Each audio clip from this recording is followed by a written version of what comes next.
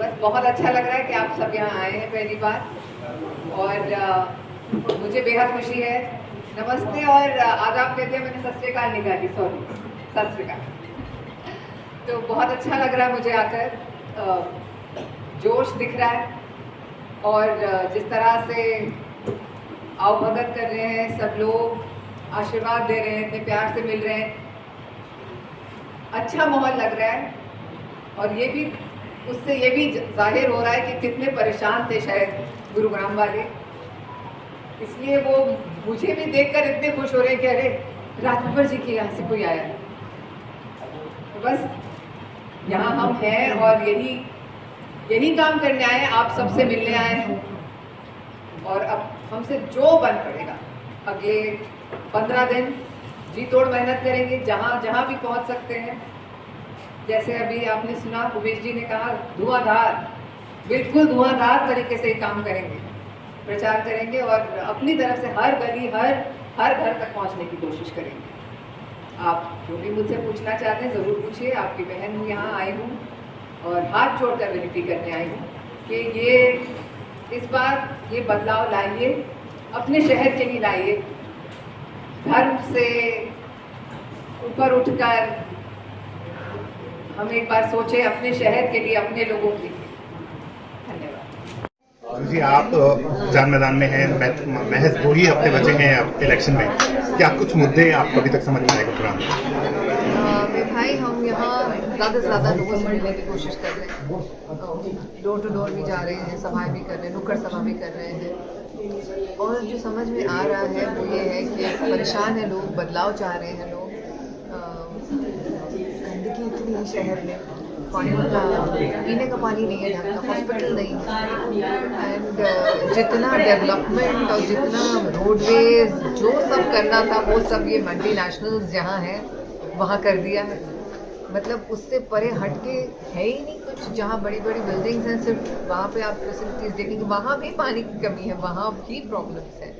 तो बस मैं यही चाहूँगी कि लोग इस बार बदलाव के लिए वोट करें, और जिस तरह से मुझे रिस्पांस मिल रहा है, आशीर्वाद मिल रहा है लोगों का, बस उसके लिए बहुत ज़्यादा धन्यवाद कहना चाहती हूँ। और यही कहूँगी कि आने वाली 25 तारीख को यही प्यार को आप पंजे पर बटन दबा के दिखाइए। जुगी जी, 9 विधानसभाएं हैं, क्या कुछ शेड्यूल बनाया है? क्योंकि काफ़ी सारा एरिया आपको कवर करना है, तो क्या कुछ आपने शेड्यूल बनाया अभी? जी हाँ, बहुत बड़ी कॉन्स्टिट्यूंसी है, 9 विधानसभा हैं, और हम कोशिश कर रहे हैं कि हम लोग बांट कर काम करें। कभी पापा अगर मेवत में है तो हम रेवड़ी हैं, तो पटौदी है, तो गुड़गांव गांव है, या शहर में है, तो कल जैसे मेरे हस्बैंड सोना की तरफ जा रहे हैं। तो हम सब अपने आप को वी आर ट्राइंग, जहाँ जितना पहुँच सकें, और जहाँ हम भी पहुँच सकते तो हमारे ऑफकोर्स जितने साथी हैं, और इंडिया गठबंधन है ये, तो आप पार्टी का भी जो सारे साथ में हमारी टीम लगी हुई है, बहुत मेहनत कर रहे हैं, एंड जहाँ हम नहीं पहुँच पा रहे वो पहुँच रहे हैं, डोर टू डोर। उनके स्केड्यूल में सबसे पूछ रहे कि लेडीज़ हो कि जेंट्स हो कि यूथ हो, सब लगे हुए हैं। आने वाले दिनों में आर्य बब्बर भी दिख सकते हैं? आर्य भी आ रहे हैं, प्रतीक भी आ रही है, आर्य मम्मा भी आ रही हैं। सबसे पहले बहुत बहुत धन्यवाद जितने भी लोग इस वक्त इस हॉल में मौजूद हैं, बिकॉज मैं ये मानता हूँ कि अपना वक्त निकाल कर किसी काम के लिए, किसी मुद्दे के लिए, किसी बात के लिए पहुँचना बहुत ही अहमियत रखता है, उस वक्त की बहुत इम्पोर्टेंस है। तो जो हमारे मीडिया के साथी हैं, जो हमारी टीम से लोग हैं, जो आप सब लोग यहाँ आए हैं, सबसे पहले आप लोगों को धन्यवाद। तो जैसा उमेश जी ने कहा कि बहुत सारी बातें हैं जो की जा सकती हैं, जिनके ऊपर समस्याओं के ऊपर डिस्कशन किया जा सकता है, लेकिन इस वक्त सबसे इम्पोर्टेंट ये है कि हम जैसे मेरा पर्सनल हमेशा से मानना रहा है कि जब हम अपने किसी भी एक साथी को चुनते हैं, कैंडिडेट को चुनते हैं, उसे वोट देते हैं, सबसे पहला इम्पोर्टेंस ये होना चाहिए कि वो कैंडिडेट कौन है।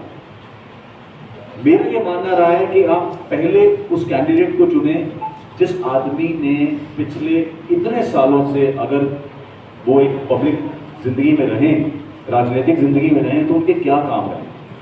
मैं जहाँ भी जाता हूँ मैं कहता हूँ कि मैं राजबब्बर साहब को वोट देने के लिए इसलिए नहीं कह रहा हूँ क्योंकि मैं उनका दामाद हूँ और ये मेरी ड्यूटी है एक पारिवारिक नाते। मैं इसलिए कहता हूँ कि आप राजबब्बर साहब का काम देखिए। वो इकलौते ऐसे फिल्मी अभिनेता हैं जिन्होंने पिछले 25 सालों से, 25 क्या 30 सालों से 5 बार तो सांसद रहे हैं, जहाँ जहाँ वो रहे हैं, क्या क्या उन्होंने काम किया है, एक ईमानदार हार्ड वर्किंग इंसान है। मैं अभी कुछ दूसरे शहरों में लोगों के बारे में पढ़ रहा था कि भाई कुछ लोग तो गाड़ी से उतरते तक भी नहीं है चुनाव का प्रचार करते वक्त। और आज अगर आप सोशल मीडिया पर राज बब्बर जी के वीडियोस देखेंगे कि वो जिस जिस गली मोहल्ले में जाते हैं उनका किस तरीके से स्वागत है, किस तरीके से वो लोगों से जाकर मिलते हैं। तो बस संक्षिप्त में इतना ही कहूँगा कि अभी ज़रूरत है हमें एक ऐसे कैंडिडेट की गुरुग्राम में जो गुरुग्राम के लोगों की समस्याओं को संभाल सके, सिर्फ एक चेहरा बनकर ना रहे, रोज़मर्रा की जो ज़रूरतें हैं यहाँ के आम आदमी की वो पूरी हैं। तो आप सबसे हाथ जोड़कर विनती है कि इस बार राज बब्बर जी को भारी मात्रा में वोट देकर जिताएं। और ये वादा है कि वो एक ऐसे कैंडिडेट हैं जो ऐसा नहीं होने वाला है कि सिर्फ चुनाव के समय नजर आएंगे, वो यहीं रहेंगे, यहीं देखेंगे आपको। ये मैं आपको बहुत वादे के साथ कह सकता हूँ। Thank you sir. जी देखिए, मुझे लगता है कि जो बेसिक चीजें जरूरतें होती हैं वो इंसान, एक आम आदमी जो रोजमर्रा की जिंदगी में जीता है, चाहे वो हमारे जीवन को अफेक्ट करने वाला कोई भी ऐसा मुद्दा हो कि भाई, मैं हमेशा से कहता हूँ जैसे टोल टैक्स का मुद्दा है या फिर जॉब्स का मुद्दा होता है, ये हमारी रोजमर्रा की जिंदगी को अफेक्ट करता है। फोकस इसी बात पे है कि भाई क्या सब कुछ ठीक चल रहा है, और अगर नहीं चल रहा है तो क्या अब नहीं सही वक्त है ये बदलाव का कि एक नया इंसान आए, नई उनकी जरूरतों को समझे और नए तरीके से उसको पूरा करे। अगर 20 साल से कोई व्यक्ति एक जगह का जिम्मेदारी लेके इसका इंचार्ज है, तो अगर सब कुछ सही चल रहा है तो फिर जरूरत ही नहीं पड़ती किसी के आने की। फिर तो शायद ये माहौल ही नहीं बनता कि अरे फिर चुनाव की जरूरत क्या है, अगर सब कुछ सेटिस्फाई होता। तो ये गुरुग्राम की जनता जिस तरीके से मिल रही है लोगों से, या राज बब्बर जी जहां पे जाते हैं, उससे समझ में आता है कि नहीं भाई, अभी भी कमियां हैं, और वो कमियों में इतना, वो पूरा होने में इतना वक्त क्यों लगा। और अब मुझे लगता है कि अभी बदलाव का वक्त है। जैसे कि नेशनल लेवल पर भी ऐसा होता है ना कि कोई एक सरकार कई सालों से काम कर रही होती है, तो फिर वो आदमी भी कहता है कि यार मुझे इसको इतना मौका दिए, मुझे एक मौका तो देकर देखो। तो मुझे लगता है कि अब राज बब्बर जी को एक मौका देना बनता है। क्योंकि कहीं ना कहीं जो सत्ता पक्ष है वो बार बार ये आरोप लगाता रहा है कि आउटसाइडर्स हैं, बाहरी हैं, हालांकि उनकी तरफ से भी जवाब दिया गया। लेकिन आपको नहीं लगता कि 20 साल से सांसद हैं तो कहीं ना कहीं चुनौती का काफी कड़ी है? जी देखिए, चुनौती तो हर बार खड़ी होती है जब भी चुनाव होता है। मुझे लगता है कि कैंडिडेट की जिम्मेदारी है, भाई मैं अगर एक पब्लिक फिगर हूं, मैं चुनाव लड़ के जीत के आता हूं या मैं लड़ने आया हूं, तो चुनौती तो तगड़ी होनी ही चाहिए, बिल्कुल होनी चाहिए, क्योंकि जवाबदेही होती है, जिम्मेदारी होती है। लेकिन हर चीज का, जैसे मैंने कहा ना, कि एक साइकिल है। अभी गुरुग्राम में मुझे ऐसा लगता है कि जो जरूरत है, क्योंकि बहुत बड़ी कॉन्स्टिट्यूंसी है, देखिए बहुत छोटी 9 विधानसभा, आप देश में बताइए मुझे कितनी ऐसी सांसदीय क्षेत्र हैं जिसमें 9 विधानसभाएं।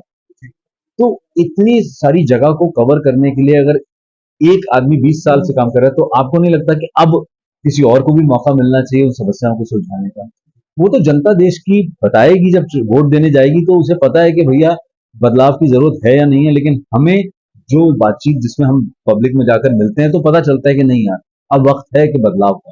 शेड्यूल कैसे किया है आपका? 9 विधानसभाएं कैसे? सी देखिए, कोशिश पूरी है कि जितना ज्यादा हम तो सड़क पे, जैसे मैं अभी यहाँ से जा रहा हूँ, बाजार जा रहा हूँ, सोना बाजार जा रहा हूँ, कल दूसरे इलाके के बाजारों में जा रहा हूँ। अब चूंकि क्या है कि जगह इतनी ज्यादा है, राज बब्बर जी हर जगह नहीं पहुंच पाएंगे, लेकिन फिर भी हमारी कोशिश ये है कि कोई इलाका उनकी तरफ से नेग्लेक्ट नहीं हो। अब मान लीजिए एक विधानसभा है, वहां पे कोई ऐसा नहीं होगा कि राज बब्बर जी वहां 2 या 3 बार ना जाएं, लेकिन इंटीरियर्स में जाना, डोर टू डोर जाना, मोहल्लों में जाना, कॉलोनीज में जाना, मार्केट्स में जाना, ये मैं, मेरे साथ जूही हैं, जूही के दोनों भाई हैं,